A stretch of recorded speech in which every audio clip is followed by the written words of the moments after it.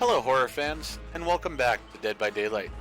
This episode, I'm going to cover the backstory of the Oni. Honoring his family name was never enough for Kazan Yamaoka. He wanted to surpass his father's reputation and end what he saw as the thinning of samurai culture, with farmers often posing as samurai.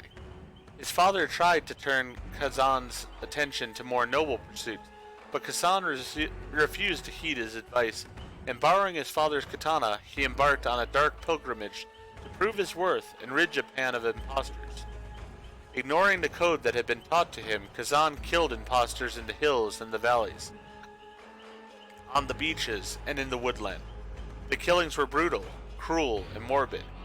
He humiliated farmers and warriors alike, yanking off their top knots and stripping them of their armor. His rage, bloodlust, and perverse sense of honor knew no bounds. Monks believed he was otherworldly. He was possessed by something dark and otherworldly, and cursed him, while a noble lord began to call him Oni Yamaoka, the rageful samurai, an insult both to Kazan and his family. Determined to redeem his family's name, Kazan now butchered anyone who dared call him Oni Yamaoka. The insult confused him.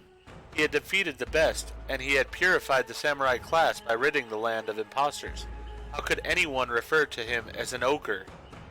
Had it been because he had marched onto a battlefield to cut down the fiercest warriors? Had it been because he had taken a kanobo and dashed hundreds of skulls with it? Or had it been because of his need to secure a trophy from his victims? It didn't matter.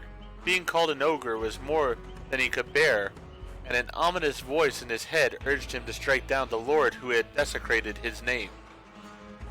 As Kazan made his way for the lord's town, he suddenly found himself face to face with a samurai standing on a dirt road, blocking his way.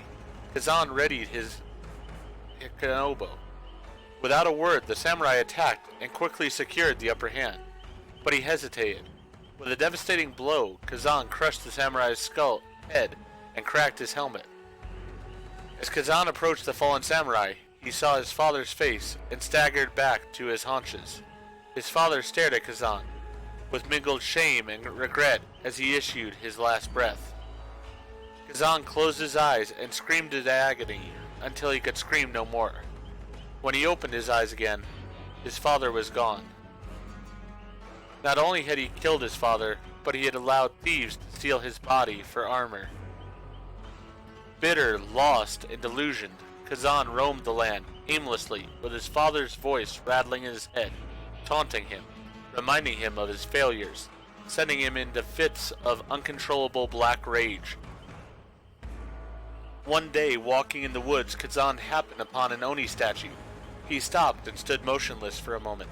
The weathered and overgrown statue seemed to be ridiculing him, accusing him of being the impostor samurai he had so desperately sought to destroy. Kazan shook the laughing voice out of his head and half remembered the lord who had ridiculed him as Oni Yamaoka. With renewed anger, Kazan journeyed to a town high in the snowy mountains where the lord resided.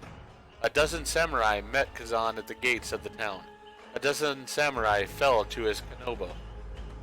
His speed and strength were unmatched. His rage was incomprehensible. Covered in blood and gore, Kazan battled through the town and soon found the lord hiding in a villa. He dragged him out of a cabinet, sliced his tendons to immobilize him, and watched him beg and squirm like a dog. Without hesitation, he thrust his fist in the lord's mouth and yanked out the wicked tongue that had desecrated his name. Satisfied, Kazan exited the villa to find himself surrounded by dozens of farmers wielding rusted scythes, sharp pitchforks, and heavy clubs. He survived the first few assaults, but there were too many attackers coming from every direction. Within moments, Kazan was on the ground, staring at a cold, indifferent, darkening sky as the farmers took turns, stabbing and torturing the Oni, who had butchered their beloved lord. The frenzied mob dragged Kazan into a small stone mill to continue the torture and finally let him die a slow, agonizing death. When they returned, the The mill was filled with a strange black fog, and Kazan's body and the Kanobo were nowhere to be found. It was the beginning of a dark legend about a rageful Oni haunting the town. If you enjoyed the story, please go ahead and click the like button. And if you've not already, please subscribe to the channel, click the bell icon, so they're aware when I produce new videos in the future. Thank you, and I hope to see you all in the fog.